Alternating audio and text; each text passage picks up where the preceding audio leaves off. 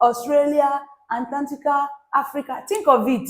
These are continents made up of series of countries. The countries are just countless. So there is no known article, whether feminine or masculine, that should be attributed or attached to a particular country. So it is your duty when you come across any country, just go and see for yourself online what that art country is. I mean, yeah, is it masculine, is it feminine? So I know my country, I know it's Nigeria, so it's now masculine.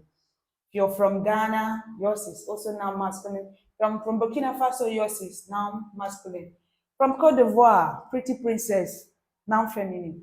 And then Togo, I mean, it's a francophone country, now masculine. So that'll be the end of countries and their genders today. Thank you for joining my classroom segment. And please do not forget to drop your questions in the comment section. And if you've not subscribed to my channel, you've not followed my page, qu'est-ce que c'est? What's the issue? Do you have a problem with me? So please do not forget to like, share this video, and please do not exit this platform without giving this video a thumbs up. See you in my next class. Bye.